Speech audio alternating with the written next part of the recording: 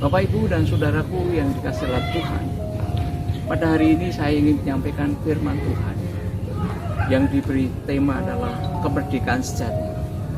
Di dalam Galatia pasal yang kelima, ayat yang ke-13 dikatakan di sana, saudara-saudara, memang kamu telah dipanggil untuk merdeka, tetapi janganlah kamu mempergunakan kemerdekaan itu sebagai kesempatan untuk kehidupan dalam dosa.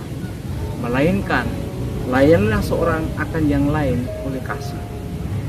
Bapak, Ibu, dan saudaraku, pemirsa yang dikasihi Tuhan, 17 Agustus merupakan satu angka, bulan, dan kebanggaan bangsa Indonesia.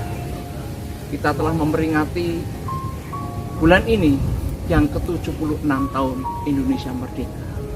Perjuangan yang dilakukan rakyat Indonesia memerlukan waktu yang panjang, 350 tahun, dan ditambah 3,5 tahun.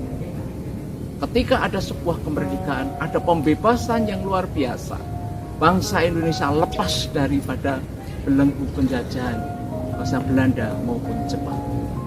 Saudara-saudaraku yang saya kasih di dalam Tuhan, kita sebagai anak Tuhan telah dimerdekakan dari lumpur dosa. Dosa-dosa yang harusnya kita terima dan hukuman yang harus kita terima, kita dibebaskan daripada Tuhan. Yesus datang ke dunia untuk mencari dan menyelamatkannya. Satu di antaranya adalah saya dan saudara. Saudara dibebaskan dari belenggu dosa di atas kayu salib. Yesus telah berjuang. Yesus telah berkorban untuk kita. Apa yang harus kita lakukan sebagai umat Tuhan? Kita harus bangkit.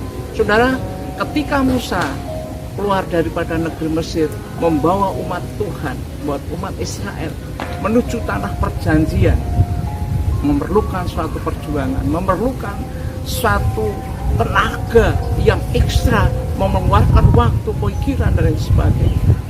Mereka harus menangis, mereka harus berteriak, mereka harus kelaparan. Dan itu dikerjakan Musa untuk membebaskan umat Tuhan dan menuju tanah perjanjian. Betapa besarnya Yesus Kristus yang sudah datang dari surga turun ke dunia, membawa berita baik, menyelamatkan kita, memerdekakan hidup kita, memerdekakan orang-orang yang berdosa. Kita terbebaskan dari belenggu dosa, kita terbebaskan dari cengkraman iblis, dan kita terlepas dari penjajahan iblis atau dunia. Oleh karena itu kita mengucap syukur di saat kita sudah dimerdekakan di dalam Tuhan.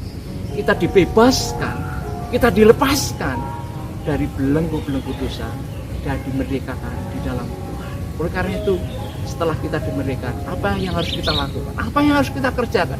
Apa yang harus kita berikan untuk Tuhan? Adalah kita terus melayani Tuhan dengan pelayanan kasih. Kiranya firman Tuhan ini akan menjadi rema dalam hidup kita, dan kita boleh berbuat sebagaimana yang Tuhan kehendaki. Ketika kita sudah dimerdekakan, layanilah untuk hormat dan kemuliaan Tuhan. Kiranya firman Tuhan memberkati.